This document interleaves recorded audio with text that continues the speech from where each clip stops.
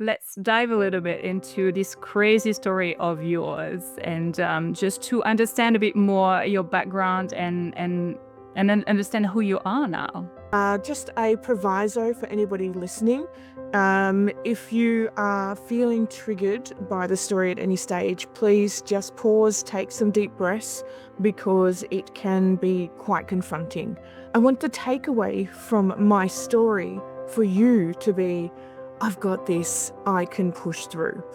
I want you to think about your pillow that you've got at home and how you lay your head on it at night or sometimes during the day, and it just kind of helps you to melt away. You might have extra stresses, you might have nothing at all, you may just need a rest, but your pillow is always there to support you. At one stage, I didn't have a pillow. I was homeless, I was bankrupt. I was doing some very naughty things on the streets to survive. I was still a good person, but I had to survive. I'll look on the internet and I Googled how to unalive myself. And when I did that, this ad popped up in the corner and it said 3-day free hypnosis training in Melbourne, which was 6 hours drive from me. Now I've got no car. Come and try it if you've experienced negative thoughts. So I've taken every pill you can imagine from the doctors. I've tried every drug you could think of. Imagine that's illegal. How do you get out of this brain that is taking control where I don't want to be on this earth anymore? I hitchhiked my way to Melbourne. I went to this 3-day hypnosis thing that was completely free, and honestly, it saved my fucking life. What would you tell someone who maybe has an idea but is not sure how to start or where to start? What would you tell them? First thing, write it out of your head. Get a pen and paper. Do what you can't. So you don't need a fancy camera. You don't need a fancy microphone. All you need is, that's all you need. Because as you become curious about leveling up, that's when you'll level up and you'll get better.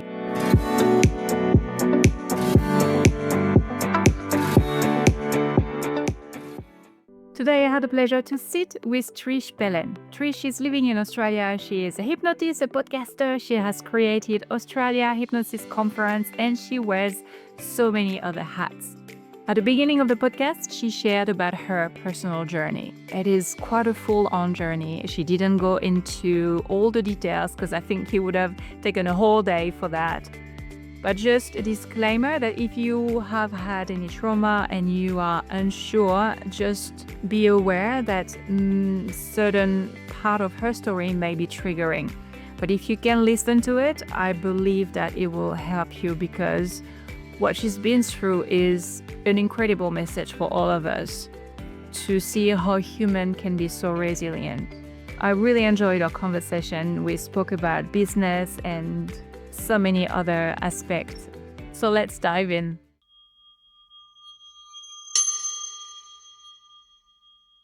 Hi everyone, I am so grateful. Today I have Trish Palmer. So I don't know if it's Palmer or Palmer. Is it Palmer your... Well, technically I'm Palmer, but John and I have been getting married for like 15 years now.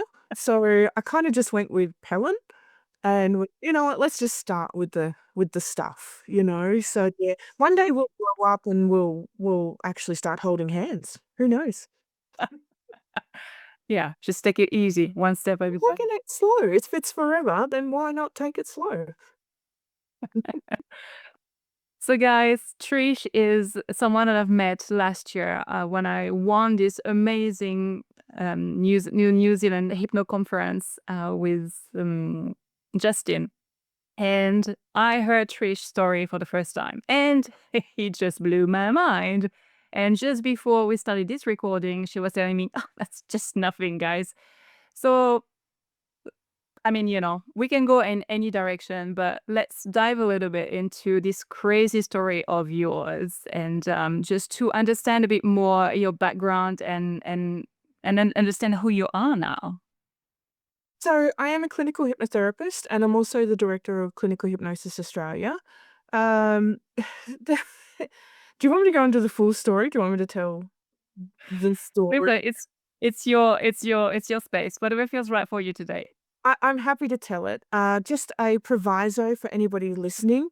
If you are feeling triggered by the story at any stage, please just pause, take some deep breaths because it can be quite confronting. Okay. But I want the takeaway from my story for you to be, I've got this, I can push through. Okay. So, I want you to think about your pillow that you've got at home and how you lay your head on it at night or sometimes during the day, and it just kind of helps you to melt away. You might have extra stresses, you might have nothing at all, you may just need a rest, but your pillow is always there to support you. At one stage, I didn't have a pillow. I was homeless, I was bankrupt. I was doing some very naughty things on the streets to survive.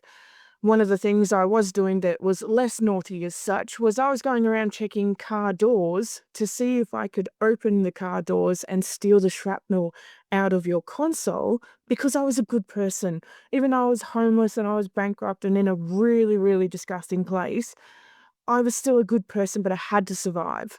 I wasn't eligible to get on our government payment here because I didn't have a permanent address. So they were just like, nope, forget it. I went bankrupt because of my own ignorance. I didn't get educated about my business. I trusted my business partner to take the reins. And then fast forward 2 years, and, long story short, it all went to shit real fast. Anyway, they repossessed my house, they repossessed my car, absolutely everything. I literally had just a couple of things. I was really lucky because at the time I was playing poker, and the guy who did the repossessions in our area actually came up to me and he said, "Trish, we're coming for your house on Friday at next week." And I'm like, "What?" And he goes, "Well, normally we only give you 24 hours notice." So I had like 3 days to go, what the hell, you know?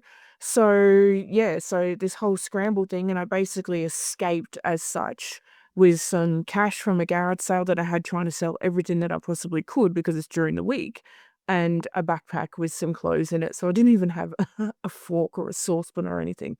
I lived under a bridge for 3 months because it was a small country town. So everybody knew who I was. Everybody knew who my family was. There was all that shame around that stuff as well, you know?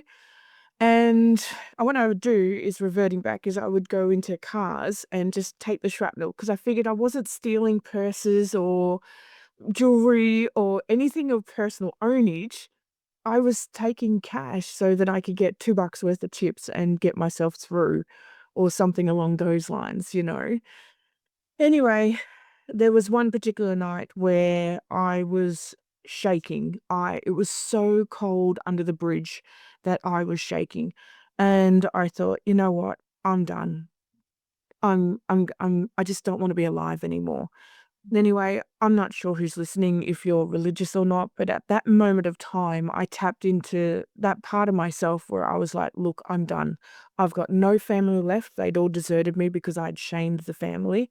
I had no friends left because the friends that I had were only hanging out with me because of my business, because it was a gaming shop. And I just had nothing left. There was no avenue for me inside my mind. I hadn't learnt hypnosis or NLP back then. Anyway, I was sitting there and I was shaking and I was so cold. I thought my back was going to break. It was going to snap in half. And I just sat there praying and I'm like, look, whatever's out there, whoever's out there, I'm done. Take my life. There's nothing I can offer. I have nothing left to give to this world. This world is cruel. It is full of hatred and judgment and discriminations. And I just couldn't hack it anymore. Anyway, as I was kind of laying there in the coma position, I'm just like, look, just take my life. Just take my life. I've got nothing left. Anyway, suddenly I felt this warmth on my face. And I thought, oh my God, I got to go to heaven. Like, I got to go. And I was good enough to get into heaven. Anyway, in that moment, I remember the warmth on my face and just feeling so much love and so much relaxation that I got to go to this wonderful place. And then a fucking truck drove over the bridge. And it was morning, so at some stage I'd fallen asleep. And then when the sun hit my face in the morning, I thought I went to heaven. And I literally remember sitting bolt upright and going, are you fucking kidding me? I'm still here. Like, I was so disappointed that I was still here. And anyway, as I was sitting there, I was like, what is that smell? And it was me. I stank to high heaven because when you're homeless, there's not a lot of places to be clean. And I'm a very, very clean person as well. And I thought to myself, you know what? I'm going to go to the local library because at the local library, they had biscuits and they were free. So at least I could eat them and I could go past the amenity rooms and have a shower. So I went and had a shower, went to the library, grabbed some Tim Tams. So it was a really good day that day. So I've got this affinity with Tim Tams these days. And they had the free internet that day. And I'm like, you know what? I got nothing else to do. I'll look on the internet. And I Googled how to unalive myself. And when I did that, this ad popped up in the corner and it said 3-day free hypnosis training in Melbourne, which was 6 hours drive from me. Now I've got no car. Come and try it if you've experienced negative thoughts. And I thought, you know what? This is as bad as it gets. I've taken every pill you can imagine from the doctors. I've tried every drug you could think of. Imagine that's illegal. I have done all the naughty things that you shouldn't be doing to try and go, how do you get out of this brain that is taking control where I don't want to be on this earth anymore? And that's what I did. I hitchhiked my way to Melbourne. I went to this 3-day hypnosis thing that was completely free, and honestly, it saved my fucking life. Wow. Because I had already decided that if this didn't work, I was gonna go to the bridge in Melbourne and jump off it because they have 100% hit rate of people jumping off that bridge and not being found. So I'd already had an exit plan that if this didn't work, and oh my God, did it work? I'm now, like I said, a director of Clinical Hypnosis Australia, advocating for hypnosis to private health funds, to doctors, to services on how powerful it can be when you really don't want to be like this and you want the change. So for those of you that are listening, if you've got a pillow, when you rest your head on it, understand that it's going to help you process your thoughts. It's going to help you take away your stress. And it's never going to judge you. It's never going to throw those thoughts back at you. Give your thoughts to that pillow and just melt away and feel the support until you're strong enough for the next round. Wow. This could feel the emotions behind it. And I went for the first time to this to your hypno conference that you've done in November 2025, and it's my first for me. It was your first for you, obviously, but I could see the love, the details that you pour into what you're doing is just incredible. And I mean, hearing this story, like coming from basically nothing, having to start all over, is just mind-blowing, powerful, and I'm so grateful that you are sharing that because yeah, it is quite tough, but I reckon a lot of people might recognize themselves in some part of the story. It's like, depression has been also part of me. And gosh, so many people are suffering from that. Oh, absolutely. And then not to have any support or the only inspiration that keeps you going is your children. That can be one of those things where you're like, look, the only reason why I'm still here is because I've got kids. Mm. You can be so much better than that if you just invest in a hypnotherapist. Do the work because your kids are going to notice, because kids are smart. Your kids are going to notice, oh, my mum had depression and she conquered it. Or my dad had depression and he overcame it. When I grow up, if that happens to me, I'm going to ask them how they did it. I can do it as well. And that's just going to explode to a better generation, a place on this earth where we have kinder people than the ones that we grew up with. And wouldn't that be a beautiful world? Oh God, yeah, it would. Absolutely. Now that all that is behind you, and I guess it's probably one challenge amongst several more. What do you think life What do you think you had to go through those challenges? What you've learned from that? What I have learned is that criticism is a compliment from those beneath your level, that you have outgrown them. The criticism is always going to happen whether you're a child or an adult or, you know, growing up older in life. It doesn't matter. Criticism is always going to occur. And if that criticism is so negative that it takes you down, that means you're on the same level as that person.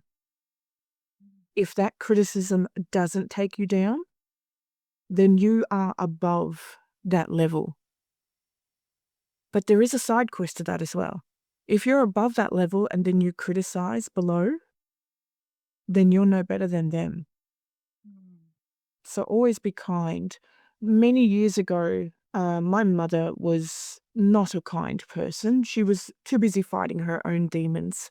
And I actually admire her for the way she has done things in life. I see that beautiful deep down person, but she's just not ready for any kind of hypnosis where she can go, you know what, this has gotten bad enough. I don't want to do this anymore. As far as she's concerned, everybody else is the problem. And many, many years ago, I got to a stage where I was like, look, I cannot do this anymore. I've reached out the olive branch so many times and you've slapped it away from my hand. And like Jordan Peterson says, if you are talking to someone and they're not listening, stop talking to them. You're wasting your energy. No matter what label they have, you are wasting your life. There are other people out there that will listen to you and they don't have a label of mother, father, sister, brother, daughter, whatever. So many years ago, my partner was in the car, my partner John, and we were driving down the road and I saw my mum walking down the road doing her daily walk, fairly going for it. And I thought to myself, oh, if I don't pull over, I'm going to be the full gossip. And that's what I did. I thought, what, I'll pull over, I'll say hello. My partner John had never met her before. And I pulled over and I said, hey, Mum, how you going? And she goes, oh, Trish, well, got to keep going, got to keep my heart rate up. And I said, oh, okay, well, I was just stopping to say hello. Hadn't spoken to you in quite a number of years. And she goes, yes, I'm going to keep going. And she just kept on walking. And I thought, no worries, I've touched base. I've treated it with kindness. That's what you do. And off I went. And I said to John, I said, so that was my mum. What do you think of her? And he's like, permission to be honest? And I'm like, always be honest. And he said, she spoke to you like you're an associate rather than a daughter. And I said to him, I said, yeah. I said, that's okay. And he said, well, what are you going to do about it? And I said, the only thing I can do about it, and that's promise to never treat anybody else like she does to me. So even in those times of hurt and pain and criticism, I take it as the compliment because I'm not perfect. I've fucked things up. I've been cruel myself. But at the end of the day, when those criticisms are so harshly put onto you, you can reframe that to, oh, that must be a compliment. You're still stuck in that lower rank. You're not ready to evolve because kindness takes energy. It takes patience. You can be sitting there ripping your hair out and like, oh, I've got to be kind to this motherfucker. Yeah, you're kind because you're a better person, not because you're the bigger person. Nobody wants to be the bigger person. Fuck that bullshit. But you're the better person, and you're the better person for yourself, for your energies, what you want to represent in the world. So always choose that kindness and then stop talking if they don't listen. Yeah, and in this story that is, yeah, so personal and so powerful, there is also another aspect where you've been able to talk to her, and there was a part of you that didn't force the more communication. So there was a part of, I accept you the way you are, and I'm not trying to change you. I've done my step, but I can see that you're not ready for Yeah, whatever reason. yeah. But yeah, and that is so powerful because so many times when we are triggered, especially when there are people that, well, when it's our parents, no matter what they've been doing, there is still this love and wanting to be loved. There is still this part of, I really want to change you because, man, I want to because I love you. yes, Yeah, I call it experimental communication. And that's where I'm just experimenting to see where you're at. I don't want to trigger you. I don't want to hurt you. I don't want to recruit you on my side. I just want to see where you're at. And like Amanda Downer says, she goes, you've got to meet people where they're at. And if that's not where you want to be at, then catch the next bus. Yeah, that's right. And that's all I was doing, was seeing where she was at. She was still growing in that state after 10, 15 years of not talking to her.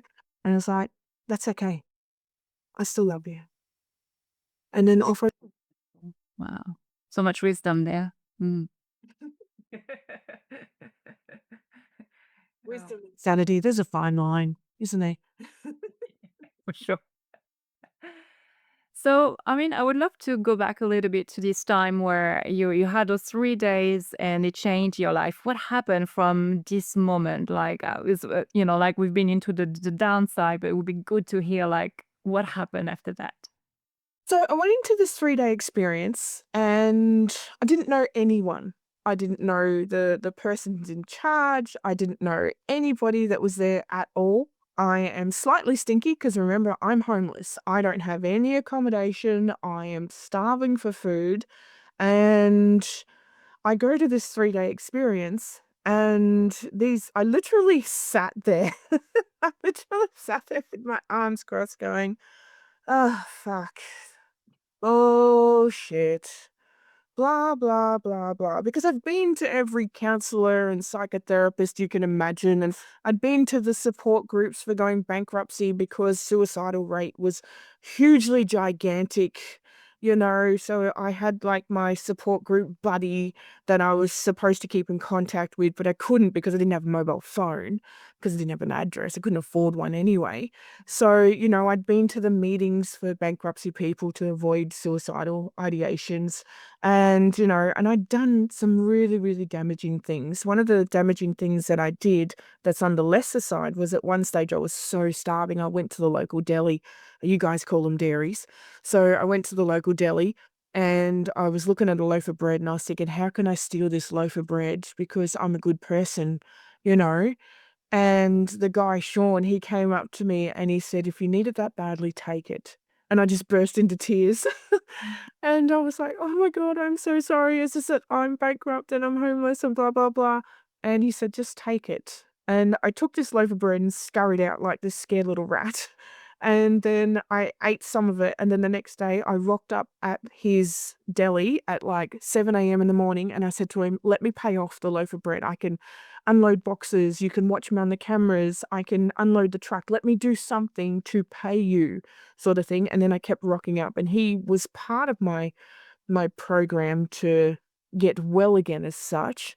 But that was like I did the 3-day hypnosis experience and then had trekked home as such. And that's when I had done that. And I kind of knew that there was something that I needed to change. So I had all this great stuff from the 3-day hypnosis experience, but then I needed to apply it. And that was all part of it. The good stuff is getting all of those tools that I needed that resonated with me. So it's like I went to this whole hardware store and they gave the whole hardware store to me. Now it was up to me to go, oh, I need a hammer when I need to hit the nail. I need a screwdriver when I have to screw in something. Oh, that's a hammer. That's not going to work with a screw. Duh, Trish. Sort it out. So that's what happened in that 3-day experience. In between all of the stuff that they were doing, we didn't practice on each other. It literally was a display. And then the person that was running it would pull up random people in the audience. And of course, I'm sitting there with my arms crossed going, yeah, yeah, believe in yourself, the secret, bullshit, bullshit, bullshit, whatever. Obviously, I didn't get chosen to go up on stage because I had my body language of fuck off on me. So yeah, and that's what I was getting was all of the tools, the whole entire hardware store, and then being enlightened on how to actually use them. So, for example, obviously, I was very angry, very frustrated, very confused, very defensive as well. And one of the things that was stated in there was using the right emotion for the right instance. So if somebody is on fire, that is their anger emotion. So adding more fire to the fire made no sense. Now, when you're listening to that, you're like, well, duh, Trish. when you're on fire constantly, all you're looking for is relief. And even if somebody comes along with some water to help put you out, you can be so much on fire that it's like, no, it hurts me. I'm not feeling safe. Wow. Wow. And that's what I had to enlighten myself for, was that when I realized the opposite emotion coming at me, that this is not malevolence. This is genuinely trying to assist me putting out the fire. So it had to come from you, right, to have this change, Yeah. right? Yeah, and it has to come from within you. It has to come with this element of trust. And people go, oh, my trust has been burnt. The key words there, my trust has been burnt. Well, yeah, you've used the fire emotions. And my trust has been burnt. But at some stage, you have to use the water to grow the trust again. Uh, You have to use the opposite element. And that's literally what was happening in that 3-day thing, was I was open just enough to go, oh yeah, that makes sense. No, that's bullshit. No, that mm, makes sense. No, that's bullshit. No, that makes sense. And it was just enough for my cogs to get turning inside my head that when I went back and I was at the deli thinking about this loaf of bread, I was like, Trish, this is what they were talking about. You are the good person, but you have been using fire against all of these elements. And then Sean came up to me and offered me the opposite element of fire, which is water. And he said, if you need it that badly, take it. That's all I needed, was that snippet of kindness. And I went, you know what, I've got to repay the kindness. wow. And that's how it happened for me. There were other people that left that training that jumped out of their chairs and ran out of the room like a miracle occurred. And I was like, wow, check you out. And then there were other people, I'm like, no, no, you're just a dickhead. Fix it. Well, you're here? Why are you here? Yeah. So that's what I took away from it, was getting the whole hardware store, this whole toolbox as we call it, and then being shown, right, this is a pen. It's not a murder weapon. You use it to put ink to paper, journal your thoughts, and you think to yourself, oh, this is common sense stuff. It's not common sense when you're in the dark. When you're in that dark place, nothing makes sense. All that makes sense is that you're hurting and you don't know how to get out. Yeah, it's like the spiral going down and you can't see anything. It's just going worse and worse. And it gets darker and heavier and darker. So yeah, that's what I got out of the 3-day experience, was all the tools and then going, right, here it is. And one of the sayings that the trainer actually said that really banged me right in the brain was, what happened to you may not be your fault, but it is your responsibility to amend it, fix it, or heal it. And that's when I started to go, you know what? What has happened to me is kind of my fault because I was ignorant. I took myself at cause for that. But it's also not my fault because I was manipulated. I couldn't see the train coming. I trusted this person. But the second part was where it smacked me. But it is your responsibility to amend it, to fix it, to heal it. And that's what I did. I was like, you know what? I've got to do something about this. And that is exactly the, like, because I come from a lot. I also had a lot of anger, and I had to go through that as well. And this point of, I have to stop blaming the others and take this responsibility. And it's really like when we have this shift of, I'm a victim and everything and everyone is against me, to, okay, life is unfair, it's shit. But yeah, I had this responsibility. And there's so many people, and I guess it's the hardest part now when we're on the other side, to show people, but we can't push them because when we're not ready, we're not ready. Yeah, exactly. And like you said just then, like, everyone hurt me. You're part of everyone. Oh yeah, yeah. You're not exclusive from them. You're not an anomaly from them. When you're like, everyone hurt me, that includes you. You hurt yourself. Yeah. So now it's your responsibility to amend it, to fix it, to heal it. So get on with it.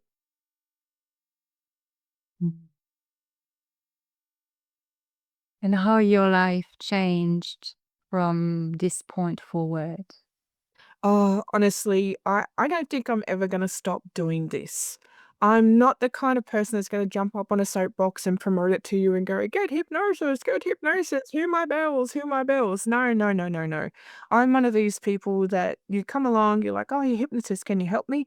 Absolutely. Let's do some talking. Let's sort it out. But if you come along and you're like, you're a hypnotist, that won't work on me. No worries. We go. We'll still be friends anyway. Like, I'm not the recruiter or anything like that. I am literally just here if you are ready to be guided to a place that is going to be much, much lighter than where you are. And I'm going to keep on doing it and I'm going to keep on growing it. I'm going to keep doing the conference. I'm going to keep doing Clinical Hypnosis Australia. I get those nasty phone calls and those nasty emails from those people that are running other associations and schools and, all that kind of stuff. And I'm just like, remember, Trish, criticism is a compliment. Be kind. Because trust me, there's times where I'm just like, oh my God, I just want to punch you in the throat. Shut up. Be educated. Get smarter. Why are you like this? But then I was like, you're being complimented now, Trish, because that's what happens when people are not educated, when they haven't taken the time to learn, when they haven't gone, oh, you know what? That makes sense. There's a reason for that. You may not agree with the reason, but there's a reason why it's like that. And I'm just going to keep on doing it and keep on doing it and keep on doing it. And those that come along, awesome. Those that don't, that's okay. We're still going to be friends anyway. Those that don't like me, that's okay. I still like you. Nothing wrong with it. So yeah. Yeah, it's interesting this idea of this fear of this competition, this scarcity mindset where I mean we all hypnotist and but Yeah. a hairdresser will every hairdresser will have a different style of doing your hair and it will suit some people and not others. Like it would be so boring if we had only one school of hairdresser and one style and one school of a hypnotist, and it's the beauty is in the diversity, isn't it? That's how you find a hypnotist that resonates with you. You do the research, you do some reading, because that is the start of you being open up with your mind. You don't just book in with the one that's on special or the one that you saw a fluffy, pretty picture on Facebook. You actually start doing the reading and level up your mind towards educating yourself about expectations. And that's when you start to know that, oh my gosh, I can feel myself changing and going, you know what, I think I'm ready for this. Then from there, you can look up the hypnotist's website and you might be able to see a bit of their social media, notice their language, their style, the way they talk, something like that. Then reach out, see if you can get a free consult, have a yarn with them. Any hypnotist who's not offering a free consult is probably doing it for some kind of finance. And let's just say the hit rate probably isn't that big because they'd have a massive no refund policy. When you're coming to me, I do the free consult because I want to know if I'm the right person for you. Now, let me reiterate that. Everybody listening to this, you've all done this. Even Lily, you've done this as well, okay? You have told someone and told someone and told someone a better way and they have just not listened. It's usually your partner or your kids or a family member of some sort. And you've told them and told them and told them. And then all of a sudden, they'll come along and they'll be like, Fred down the road said this. And you're like, oh, fuck me. I've been saying that for ages. You haven't bloody listened. And that is because in that moment of time, when they were talking to Fred, Fred was the authority, their mind was open, and the suggestion landed. That's where the idea went off. So have a free consult with a hypnotist, have a talk, and see if some of those little nuggets will land in your brain where the neuroplasticity starts to fire off with your nervous system and it goes ding, ding, ding, ding, ding, ding. Oh, yes, this is great. You've said some really intelligent things. You've said some really spiritual things. You've said some things that align with me. You're talking my language, right? If you go to a free consult and you're finding that the conversation is a little bit of a struggle or something like that, that person's not for you. They are not your Fred. Okay? book in with another one because we all have these different styles that we use. We've got the whole hardware store to use, but we need to find the right tool for you. And that only comes from conversation, making sure that we connect properly, and that we are ensuring that we are working within the scope of our practice, that we can genuinely assist you so that you are open. If somebody comes for a free consult with me and I'm like, oh, this is a little bit of a forced conversation or something like that, it's up to me as a hypnotist to recognize that. And then I might turn around and go, you know what? I've got a feeling that you would be better off with Lily Mm. because I can notice your language within hers and her style. Yeah, that remind you of someone that, yeah, I do the same, yeah, Yeah. with I want you to get the best version of yourself possible because if you fail at this, if you want to call it that, I fail at this, and that doesn't help anyone. It doesn't help you. It doesn't help me. It doesn't help the industry. It doesn't help the word hypnosis. So everybody can succeed when it comes to hypnosis. It's just a matter of finding the right one for you. Mm, yeah, that's right. So yeah.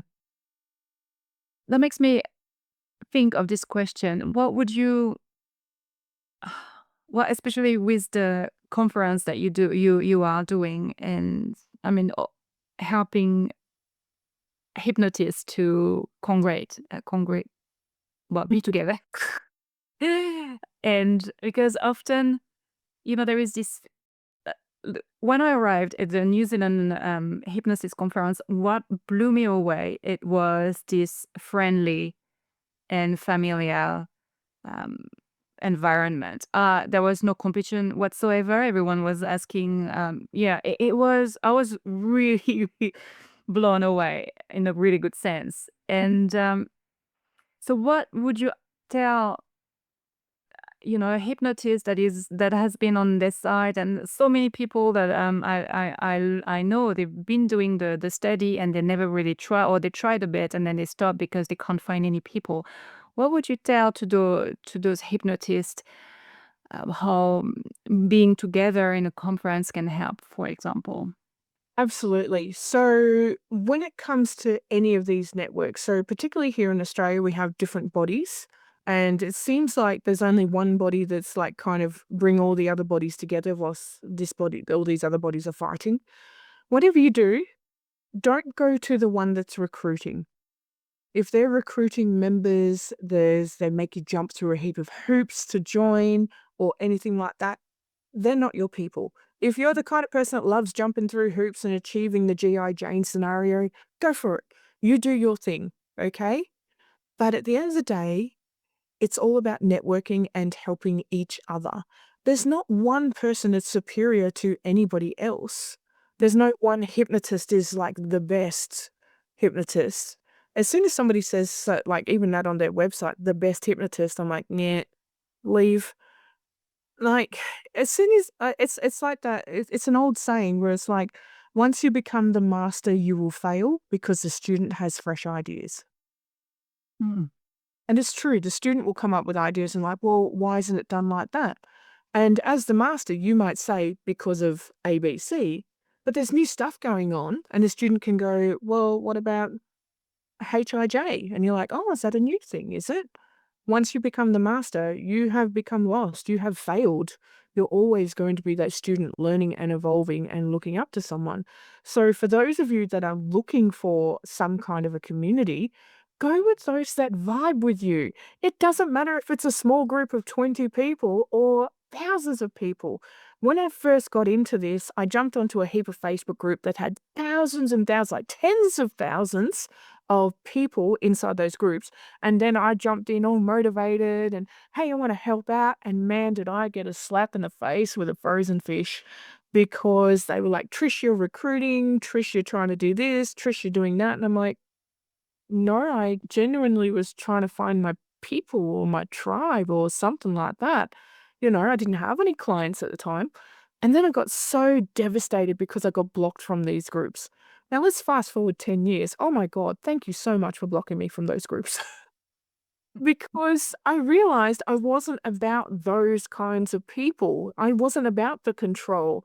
I wasn't about the straight lacing and the professionalism and stuff like that. I was literally a hypnotist that was using NLP language to speak directly to you rather than to sell to you. And that's the big thing. Is this person trying to sell to you? Or is this person genuinely wanting to help support you?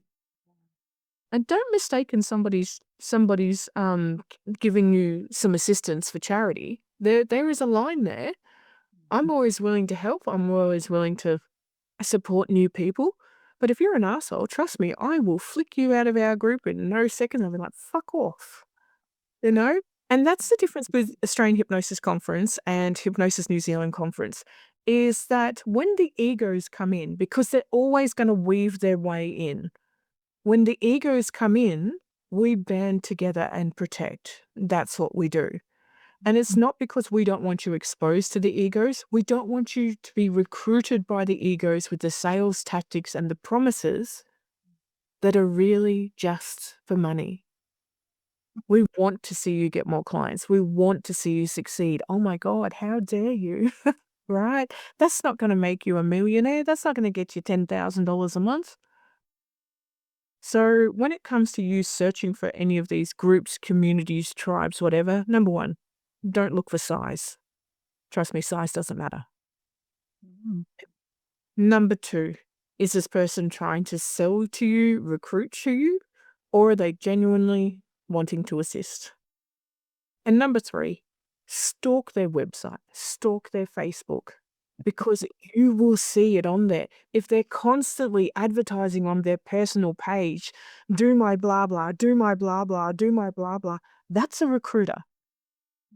They're going to come across as all smooth criminal to you and blah, blah, blah. And as soon as the money's in the bank, well, you didn't do the work. So, Steve, it's your fault and you owe me 10 grand, 7 grand, blah, blah, blahs, right? But whilst you're stalking those websites and that social media, if you see that they're having fun on their social media, they're posting silly shit, there's stuff about their family, their lives, hey, you can download my freebie, but if you don't, I don't care. It's up to you. That's the kind of tribe that I want to be in. And that's what Hypnosis New Zealand Conference with Justine Lett and Australian Hypnosis Conference with me, we aim for. Because the egos are always going to weave in. Trust me, we've got little red flags in our imaginary brain going off, going, that one's a red flag. Or they've gone to orange. That's good. Maybe they'll come down to green. Oh, no, they've gone back to red, whatever. But we watch them and we navigate them.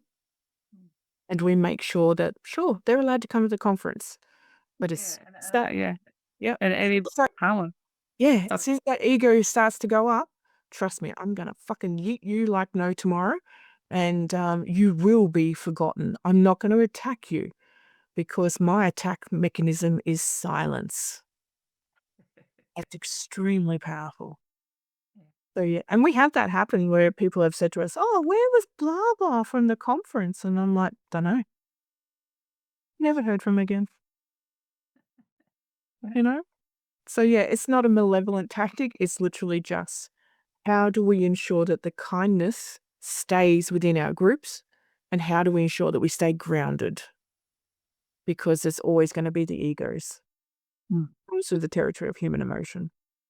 Yeah, and as a client to your hypnosis conference, I guess, what I love is really this networking. It's really because you learn from each other, and there is no push. It's just there. It's offering, but there is no push whatsoever, and there is the fun mixed up, and Yeah.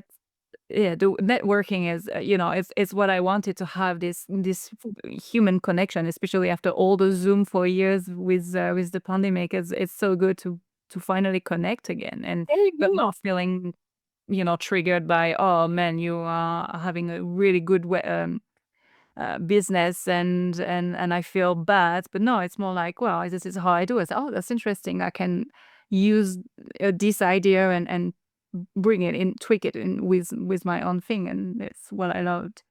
And those that are doing well aren't talking about money. True.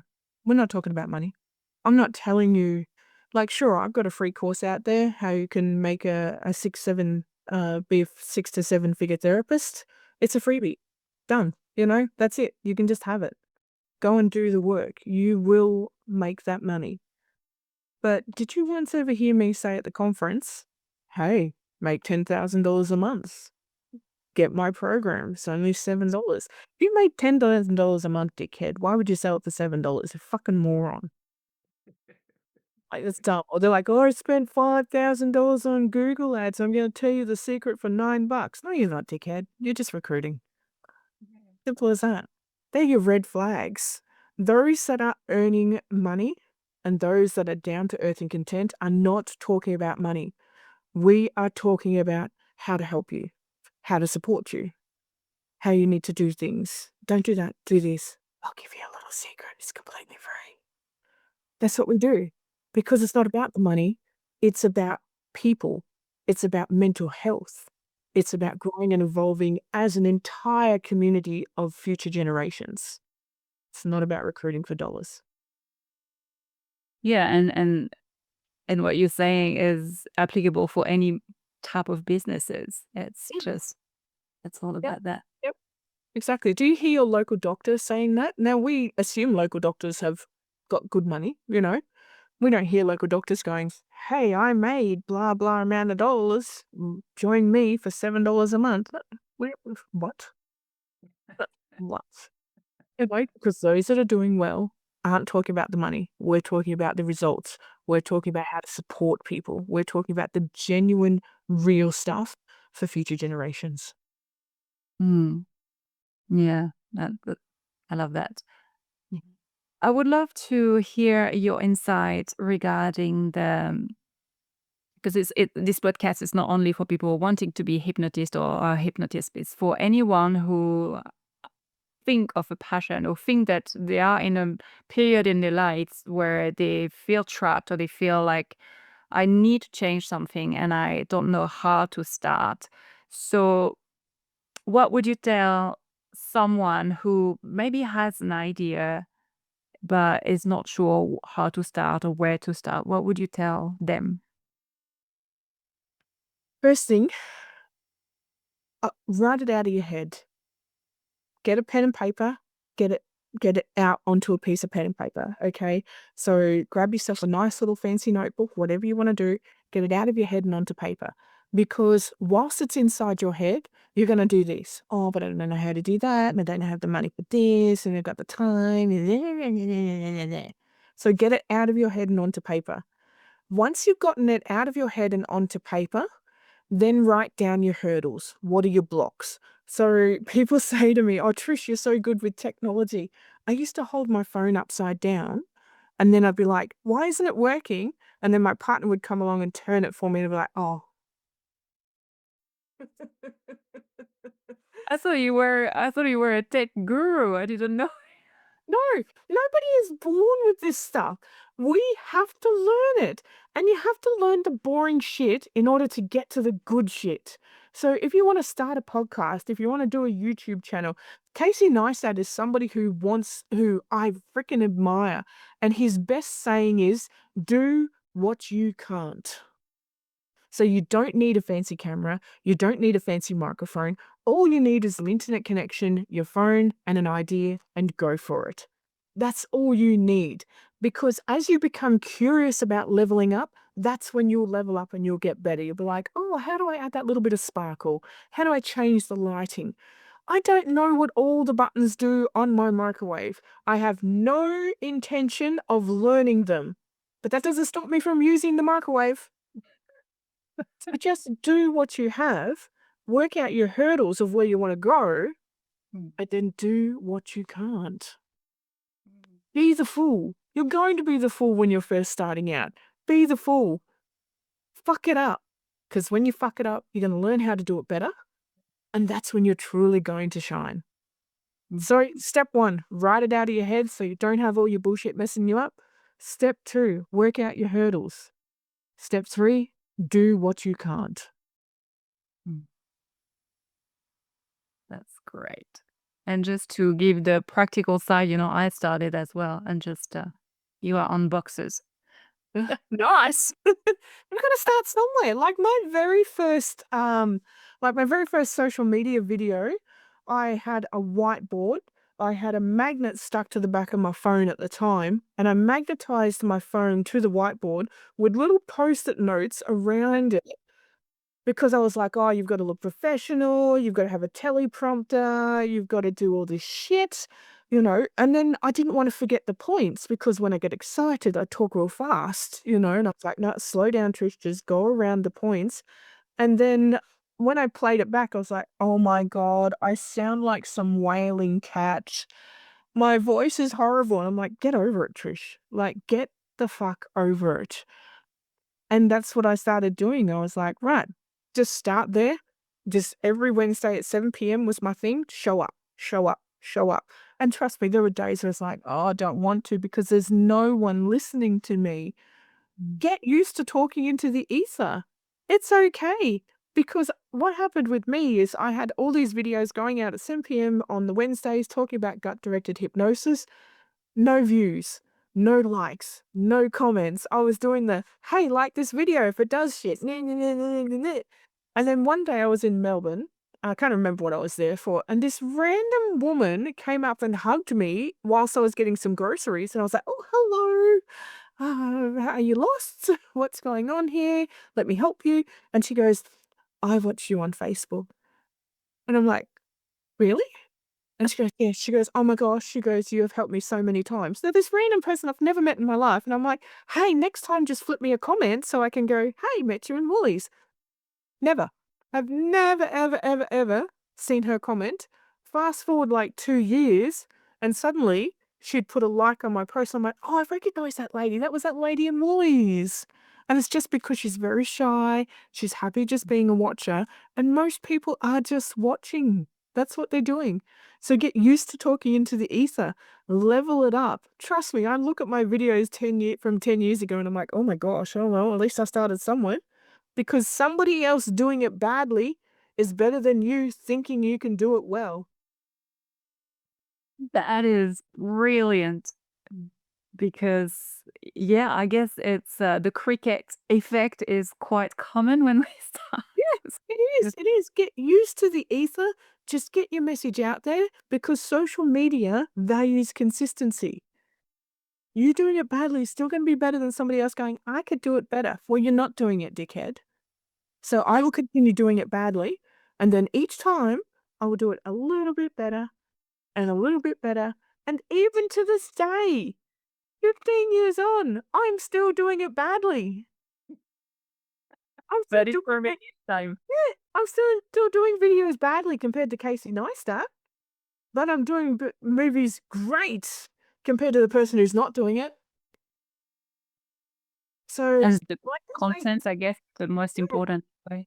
yeah, that's all you're gonna do. Even if you think like there's one guy out there, I freaking love his inspiration.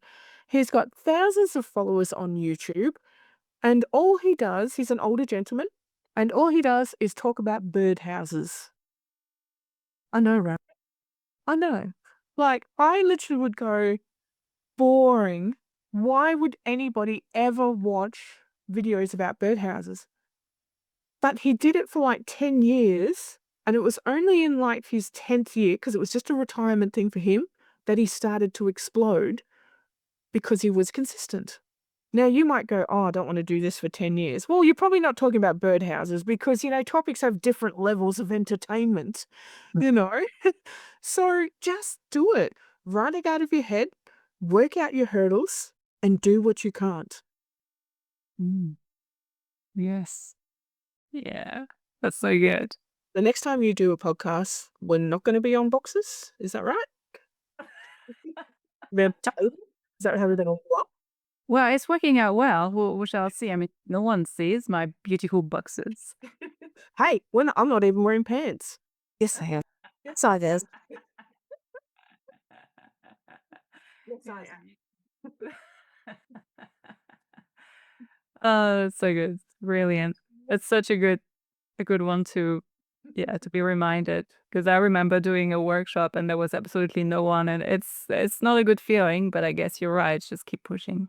Just keep on going. Like, even when people know your name or you can offer pay plans and all these really smart systems and things like that, You might have times where nobody will book your event, where no one's going to show up. It happens. Just go again. There was a guy on YouTube many, many years ago. He had over 1 million followers and he went to one of the biggest gaming conventions, right? So millions of followers, millions of followers. He's promoting it to his YouTube channel. People are commenting, "I'll be there, I'll be there, I'll be there." He gets to the convention. He sets up his show. He even has a video where he shows you he's got 200 seats set up, right? And then he turns around and he did a video a week later and it's literally labeled, "No one showed up." Oh, wow. Ooh. And then the second part was, "I did it anyway." So he still put his show on. It was only his wife in the audience with the camera, so he still put his show on, but he did a genuine YouTube video where he said, "Look, no one showed up. I still presented it anyway so that I could practice, and here's what I learned from it." And people genuinely resonated with that. Because It's people so powerful, yeah. Because I guess it happens to anyone, I guess, or lots of people who start, and yeah, it's either we stop because we're too scared, or we just keep pushing, and but that no one really talks about. Yeah, exactly. And I have no issues with talking about that. When people ask me, "Oh, your post-conference training got cancelled." Yeah, no one booked. It happens. And I'll be back next year.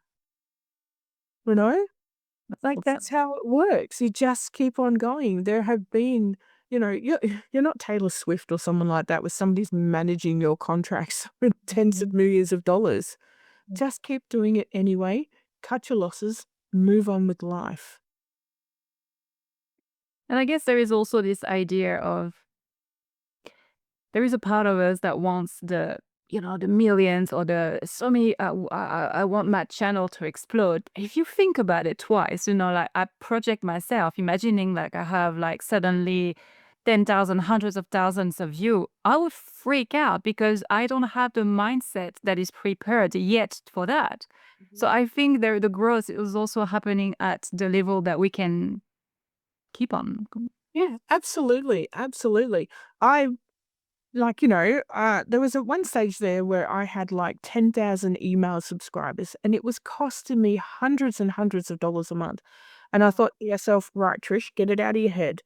10,000 subscribers, how do I make them engage more? That was the problem. How do I make them engage more? You can't make people do anything. It's as simple as that. Where I was like, right, you need to ask a smarter question because I'd written down my hurdles.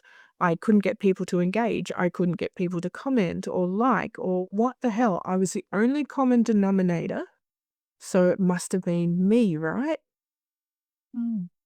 No, I didn't know how to read the statistics. That was my hurdle. So I had to learn statistics. Boring. You do what you can't, right? I had to learn about click-through rates. Boring. Do what you can't. Stick to the plan, not the mood. My mood was boring, but my plan, how do I get these people to engage more? When I looked at the statistics, I learnt about the algorithms. I did all the boring stuff. That's when I sat down. I'm like, you know what? I could save myself $250 a month by reducing this email list down to those that are actually dedicated, which was about 3,500 people. So I yeeted the whole list down to 3,500 people and I got a better turnover because they were my people. Yeah. Do I want the 10,000 list anymore? Like people say to me, "Can do a podcast. What's your email list?" And I'm like, perhaps a better question is, what is the percentage of my click-through rate? Mm. Because that is intelligence. What you're asking is very base level stuff. Mm. So to have a successful business, what would be the major points that we need to nail if we want to start a business or if we have a business already? Because you have so much knowledge in marketing and all that. hmm A couple of points. I wish it was just one. I really do. Many years ago, I went and saw Kerwin Ray when he very first started out. And I was shocked because this guy's like, just do the fucking work. And I'm like, oh my God, he swears on stage. Oh, that's not professional. And then I realized, oh my God, you're exactly like me. I'll say fuck as well, you know. And anyway, he didn't have a huge amount of people. It was a free event. We'd traveled to Adelaide to see the event, which was about 8 hours drive. And he'd done his upsell and blah, blah, blahs. And it got to the end. I didn't have any money, so I couldn't afford the $2,000 upsell back then. And it got to the end, and I managed to talk to him. And I said, all right. I said, lay it on me. No bullshit. What are these keys to success? And he says, do you want to know the truth? Because you seem like the kind of person that's not going to fuck around. I said, yeah. I said, I want to know the truth.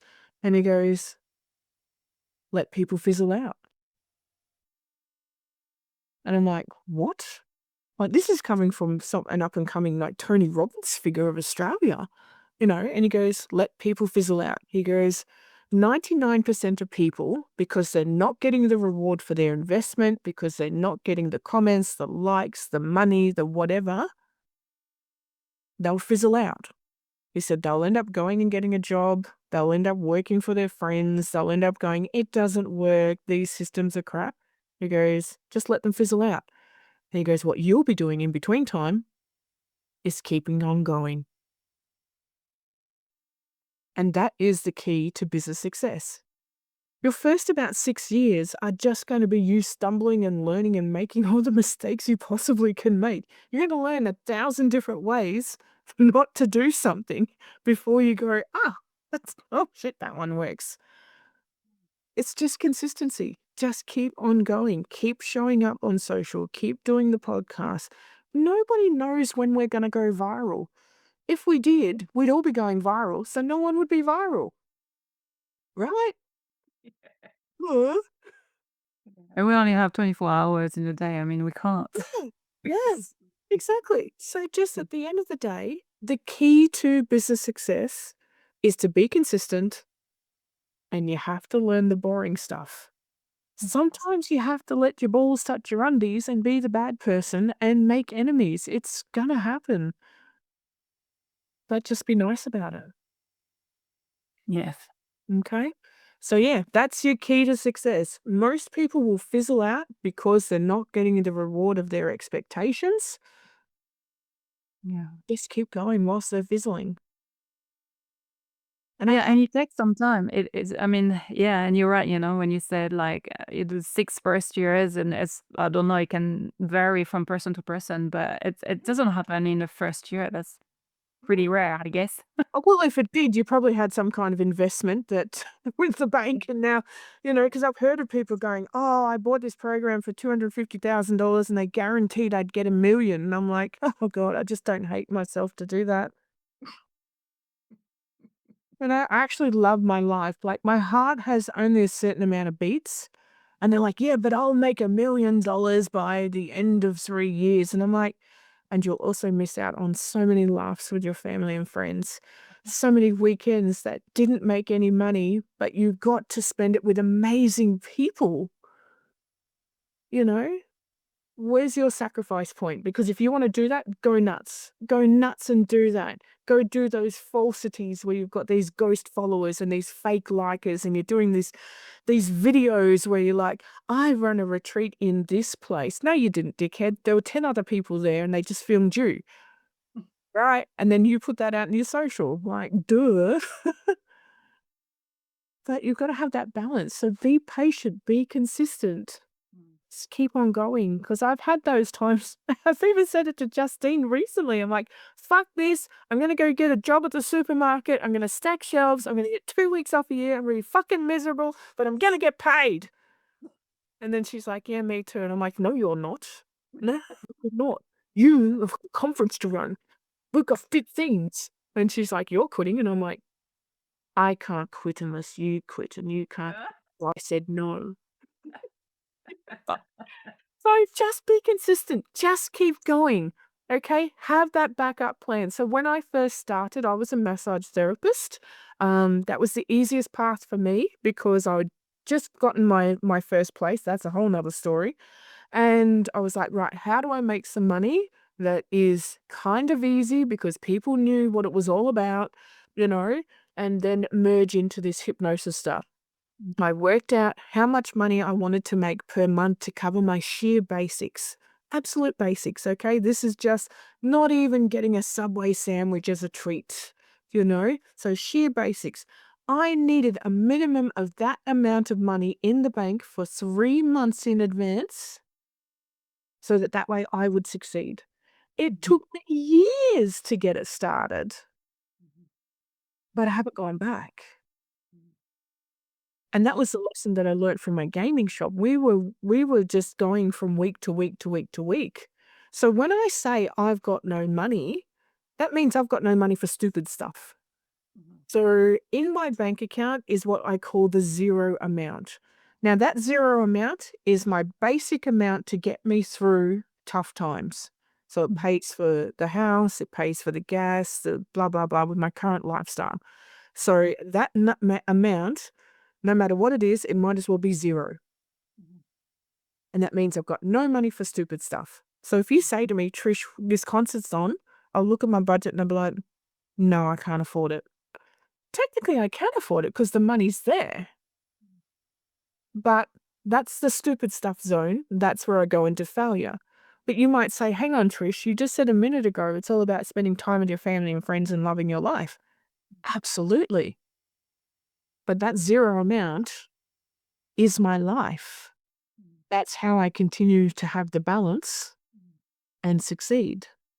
So each time that zero amount, doesn't matter what it is, that's when I don't have the money for stupid stuff. And maybe I didn't have any clients that week. Maybe a contract ended and that monthly income wasn't coming in. Whatever it was, I'm just like, no, I've got to cut back a little and keep building from there. And that's what got me through COVID. That's where so many businesses failed and went down the gurgler because they weren't willing to sacrifice that little bit for that period of time to have the zero amount in their account. I understand that life happens. We need to tap into finances and savings and stuff like that. But having that mindset saved me. So yeah, so you've got to start somewhere. And also on a side note of that, do not think that because you've got a job that you are not successful at being self-employed, whether you're a massage therapist, a hairdresser, whatever, okay? That is actually a very healthy, responsible adult. I tilt my hat to you because you've recognized that this is your passion. This is your career over here. But you need a job to pay for some of the adult bullshit things that you need to do. And that's just being a responsible adult. And if anybody comes at you and says, well, you're not very successful then, remember, like I said at the start, criticism comes from those that are beneath you. Yeah. You're making it work. If anything, you've triggered their jealousy inside of them. Right. Yeah. And they're not willing to go outside of their comfort zone. Keep going in your own lane. Because it doesn't matter if you've got that side hustle for the rest of your days. You got to spend X percentage working on the career, the thing that you love, and changing those people's lives. So enjoy your life. Yeah. And I guess success is also a different definition from people to people. Like I've got friends, for example, that have their business and they really see the business as scaling. They want to have more employees and they want to see it growing. Like the way I see success me is a bit different. So I guess it's probably finding what is the right balance for us, depending on, as you were saying, if we have children, if we have, and Absolutely. I love seeing my clients just go and be amazing versions of themselves. I learn from my clients. They say something, I'm just like, oh man, that's really good. You know, I love that part. I love sitting here talking to you with the podcast and getting messages out there. I don't care if one person listens to this. That's one more than what was before. Mm. And one person can hopefully come into two, 4, 4, 8, 8, 16. Mm. Yeah, sky is the limit. Yeah, exactly. Exactly. So just keep on going when it goes to your business. And if you need a side hustle, AKA the job is what I call it, do the job. I don't care if you're collecting cans. Gosh, I've done that. That is just a responsible adult with a bigger goal in mind. That's not failure. Yeah. Not failure at all. That's success. Yeah. And don't take it too seriously either. Have fun. Yeah, exactly. As long as you're having fun whilst doing it, that's a bonus. Yeah, That is your life. that was a cool lesson that I've learned as well. I had a broom between my butt for a long time, so I'm having more fun now. There's questions. It's probably a French, a heritage or something. Oops. And love it. So tell me, Trish, what is your gift? What is my gift? We were talking about this before we actually pressed record. I think my gift is just believing in people. Mm. It may also be my downfall, if you want to call that, but with everything that I've gone through and everything I'm sure I will go through in the future, one of my best friends years ago, before I did the hypnosis and NLP stuff, she's like, with everything you've gone through, you still love people. You can still see the good in them and you still believe in their potential. And I used to say to her, I'm like, yeah, I'm a dickhead, you know? And I think that is the gift, Mm. is supporting startup projects, is supporting those people who are just got an idea or an inspiration sort of thing, is just giving them that little bit of belief system and going, yeah, that's what I do inside my modern mentoring. I show up each week and I want to teach you about social media or how to do your websites or something like that sort of thing. And there's no additional charge when you're on the modern mentoring for that. Like, I just do it because I fucking believe in you. I'm like one of your number one fans that's sitting silently in the background going, yes, she's doing it. Ooh, you know? So I think that's my gift, is believing in you even when you don't believe in yourself. Well, I guess it's probably also because you've been through so many tough challenges and you've been on the other side and you know exactly how the other side looks like, that it's easier to know that beyond what the person shows inside, there is this golden nugget that we all have, but we forget. Yeah, and it's so easy to be down and out and hard on ourselves, you know. Even with me on my computer screen here, I have a little saying and it says, stick to the plan, not the mood. And my mood might be, no, that's it. I'm going to go watch Netflix. I'm going to eat a bag of chippies, stuff this diet bullshit. But that's not the plan. And I'll remind myself of that. And I'm not 100% hit rate. If you are, go you, you're an Olympian. But I'm not 100% hit rate. Sometimes I'm like, fuck the plan, going with the mood. But it's so rare. And that's why the plan keeps on growing. Mhm. But if we flip on that, for example, I'll be playing soccer. Stick to the plan, not the mood. Somebody will send me a message. Hey, Trish, have you got that file? No, I'm playing soccer. That's my mood. Yeah. I'm sticking to that, you know. The plan is for me to play soccer, not the mood of, oh, I better get back to them, blah, blah, blah. No, I'm playing soccer. That's the plan. So always stick to the plan, not the mood, because the mood, like they say, that puts you into effect. Yeah. It can help you get anywhere. And whether you're getting anywhere for personal reasons, for spiritual reasons, for business reasons, that's the plan. So enjoy it. Because trust me, my mood when I first start playing soccer is I don't want to be here. That first 5 minutes is just, oh. But after that, the next like hour and 55 minutes of running around in the field, yes, I love this, I'm a champion, you know? But if I stuck to that mood, if I went with that mood, I'd never play soccer. I'd just say I do. Yeah. I play soccer. Yeah. The plan is to play soccer, so go and play soccer. Yeah, it's really good. Good one. Because there are so many times it's like, oh yeah, I'm gonna go to the gym or I'm gonna go for a walk. Miss the walks. Like I should walk every day, and but the mood is taking over. So yeah, thank you for reminding me that. Yeah.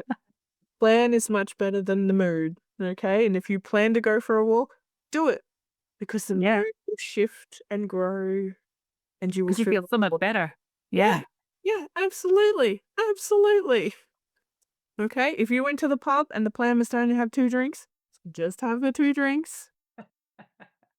And then tomorrow you'll be like, "Thank you. That was Yeah. work. You enjoyed the mood. It didn't go off it." And then the next day you're like, now I've gotta go to work. Oh, and the mood is I wanna stay home, but I have to stick to the plan." Oh, yeah. Yeah. The mood is driving us a lot, isn't it? Oh, yeah. Yeah, Lily's gonna go for a walk today. Mm. Mm. Yeah. Yeah. So we are at the beginning of 2026. What are the plans that you were telling me before recording that you are writing your book and your story? And what else do you have? Yeah, so I'm in the process of writing my book at the moment. Yeah, and that's been an enlightening journey because, like, sometimes when we're sticking to what we're doing, we can forget parts of our past. So, for example, you speak French, but you'll probably find that because you don't practice it regularly, you're a little bit rusty at it. And I'd gotten so rusty with my past memories that I actually forgot my ex's name when I was writing the book. I was like, what was his name? Oh my god. And then I went to the toilet, had a shit, and for some reason it came to me and I'm like, "Ah, there's a metaphor for you. This is shit." It's awesome. Like, got rid of that shit. You know what I mean? So, yeah, so I'm writing my book about my life and realizing that there are some parts that still need amending, and there are other parts where I have written the story and then gone it's like you've disassociated a bit. You're just like, "Oh my gosh, that poor girl." I'm like, "Oh my gosh, that was me." You know, so I'm writing my book, and my plan is to have it at least at the draft stage for Australian Hypnosis Conference 2026. I've got another big milestone this year as well. I am doing my first stage hypnosis show in, let me count it, 1, 2, 3, 4 weeks' time. Gosh. Yes, 3,000 people at a women's festival. I know, nothing like throwing yourself in the deep end, right? So Yeah, you don't start with 100, not just 3,000. no, I'm not gonna start with 5 or 10 people. I'm gonna throw myself right in there and go, "You've gotta swim," right? So, yeah, so I've been doing this, the Bohemia Women's Festival for a couple of years now, and that was just a random thing that the universe aligned, you know, when I first went. And, yeah, it got to the 2nd year and at the end of it, they were like, "Oh, what did you think of the stage show, Trish?" Because I'm not, like, on the board or anything. They just asked my opinion because I run conferences, and that was, like, only their 2nd year of doing the festival. And I said to them, I said, "Oh, well, it was interesting, not my cup of tea, but very interesting." And they're like, "Oh, it's so hard to find performers." And one of my early mentors, way before I got into hypnosis, she said to me, "Sell first, create later, because then you'll definitely do it." And I was always like, "No, create first, see if I like doing it, then try and sell it." No, no, no, sell first. It's bang on the money. Sell first, create later, then you'll definitely do it. So when they said, "Oh, we need to get a stage performer," I went, "Oh, well, I could do a stage hypnosis show that's based on your inner goddess." And they were like, "Yes." And I'm like, "Oh, fuck. Right. Now I've got to practice this. Now I have to do it because for years and years and years I've been wanting to do stage hypnosis, but again, didn't do it. Got distracted doing other stuff, you know. So yeah, so I'm really looking forward to that. Shaking. Have to wear a dress so people don't see my knees knocking, but really looking forward to that. And like they say, it's just the first time. Once you've done it once, you know, you'll learn and you'll grow from there. So I'm doing my first stage hypnosis show, really excited to do that and then, you know, tell my mentorees positives, negatives, blah, blah, blah. Writing my book as well. Cannot await, cannot wait for Australian Hypnosis Conference in November. Busting out of my seams for Hypnosis Conference New Zealand because I want to hang out with everybody. So there's lots of stuff. And then in June, July, I also go around Australia teaching my gut directed hypnosis as well because so many people have gut issues. And it's just growing now that we've got like Ozempic coming in and Manjaro and stuff like that. So gut issues are becoming more exponential. And you've got more of the generations doing video gaming, so they're not moving their guts, or they're, tending to go for the easy reach food instead of proper solid food sort of thing. So I'm doing that in June, July. I'll go around Australia and do gut-directed hypnosis training. And then we'll be back to the start of the year. Go again. That's a big plan. That's amazing. I just love it. One thing that I do recommend that people do, it doesn't matter whether you're starting out or not, is to have future plans for yourself.